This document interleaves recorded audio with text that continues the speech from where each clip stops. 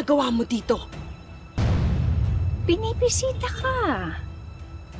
Paano ka nakapasok? Eh wala namang guard na nakabantay dun sa gate mo. Katulad ng sinabi ko kanina, nakabukas siya, kaya pumasok ako. At saka balita ko, wala ka na daw pang sweldo sa mga kasambahay mo. Kaya yung iba doon, kinuha ko na. Wawa naman kasi. Ayup ka talaga! Wala kang karapatan dito sa bahay ko! Lumayas ka nga dito! At wala ka rin karapatan saktan at ibenta ang anak ko. So alam mo na pala. Nagsumbong na pala sa'yo yung anak mong maldita. Oo. Kunento niya na sa akin lahat ng ginawa mo. Kung paano mo siya binenta, nung dilan mo siya sa bar, pinainom mo, tapos nilagyan mo ng gamot, at pagkatapos nun, Unti-unti. Unti-unti.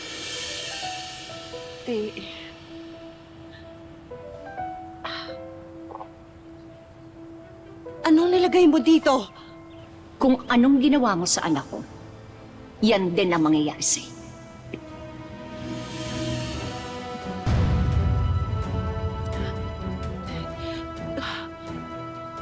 Tulong!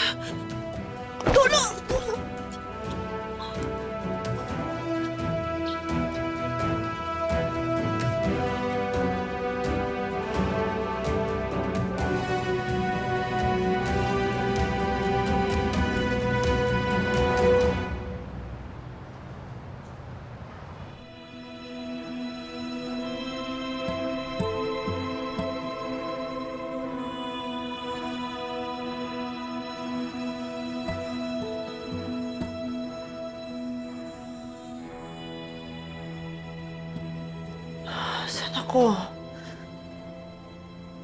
Rosel? Rosel! Rosel, nasaan ako? Ba't... Rosel, nasaan ka? Pakawalan mo! Pakawalan mo ako dito! Rosel! Tulong! Tulungan niyo ako! Rosel, nasaan ka? Pakawalan mo ako dito! Rosel! Tulong! Tulungan niyo ako! Tulong! Tulong! Via! Gising ka na pala. Rosel, hayop ka! Ano ginagawa ko dito? Ba't mo ako dinala dito? Diba ang sabi ko naman sa'yo, gagawin ko sa'yo kung anong ginawa mo sa anak ko. Nababaliw ka na talaga! Wala namang nangyari sa anak mo, ah! Oo.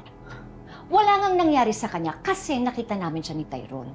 Niligtas namin siya, pero kung hindi, baka mamaya kung napano na yung anak ko. Sigurado ako, pinagpipestahan na ng mga kalalakihan yung katawan niya.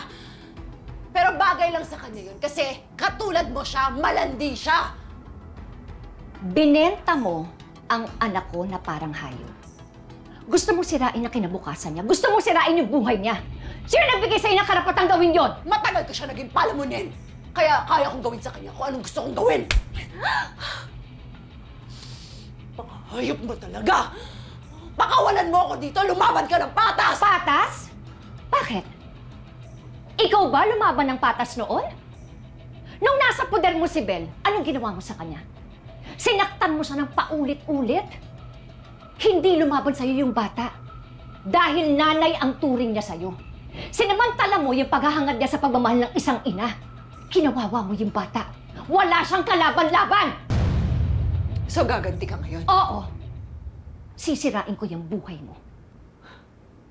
At paano mo gagawin yun, ha? Ididimanda kita. Alam mo, kahit saang korte pa tayo dalhin, lalabanan kita. Kung gusto mo paramihan pa tayo ng kasong isasampa sa husgado. Ang tanong lang, kaya mo pa kaya? Kasi wala ka ng pera eh. Para manuhol. Hayop ka!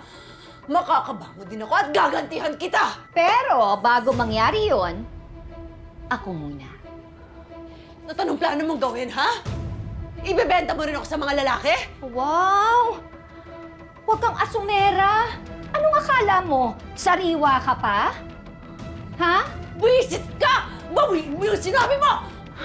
Alam mo, Via, mas maganda yung plano ko. Pinag-isipan ko talaga to ng mabuti. Mas masaklap. Oo, ibebenta kita. Pero hindi ang katawan mo. Kung hindi, yung internal organs mo.